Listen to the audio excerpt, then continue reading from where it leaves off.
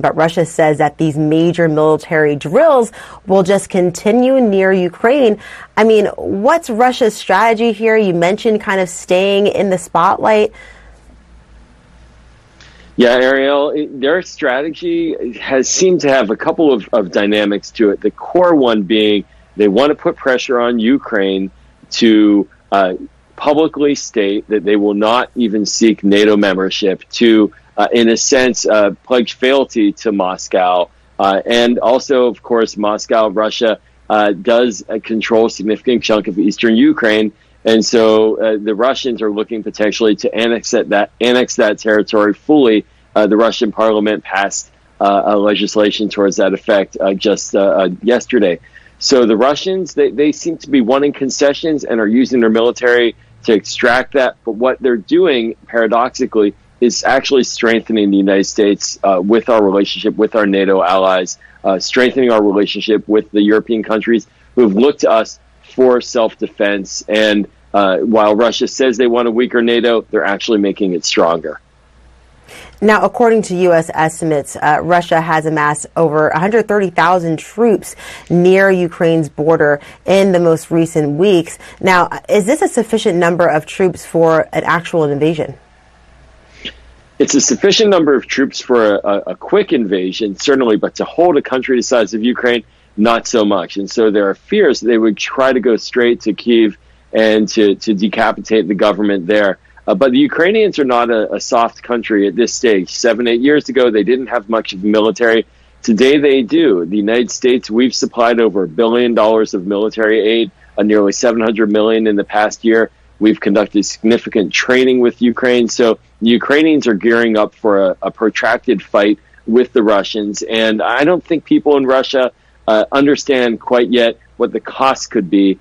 They would see significant costs, and not just militarily, but as well because of punishing sanctions. They would feel it in Moscow and across Russia in a way that they have not yet felt. So it's a military to make an action, an insertion, but to hold it and dominate, that's a whole other story.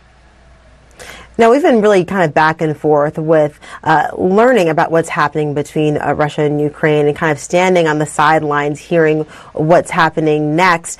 I mean, do you think this is going to continue for months on end, or do you think there's going to be an end in sight to this, whether they invade or not? Well, it's been ongoing since October, and the Biden administration early on in October stood up what they call a tiger team to look at how to deal with Russia from a whole of government approach. And so now it's been several months already. There's no reason to think that Russia can't hold on much longer, but it will be harder into the spring. Physically, rolling tanks in the mud is not an ideal outcome. The tanks, the ground there now is frozen, so there's a window for an invasion. So this can't go on for months on end. It doesn't appear physically. And I think we are getting closer to the time where Vladimir Putin is going to have to decide, is there an off-ramp that he will take? The United States is trying to provide him with off-ramps, publicly calling for diplomacy. Will there be a face-saving way for him to pull back? Or will he feel that he's taken it this far and he must invade, which of course could be calamitous for Ukraine and for Russia and for Europe as well? I think we are nearing that decision point. And one last question while I still have you, Joel. Russian President Vladimir Putin is expected to meet with the Belarusian leader to really discuss European security and bilateral relations. I mean, what do you think we can expect from this meeting at this tense point?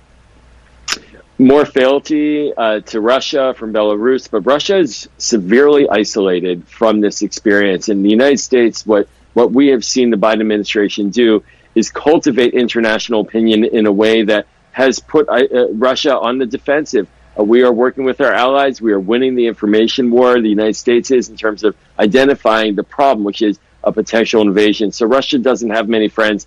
Belarus, it's subcontracted its support to China. There aren't many countries willing to stand with Russia. So a very small ally, but really not one that can make a significant difference for Russia on the world stage.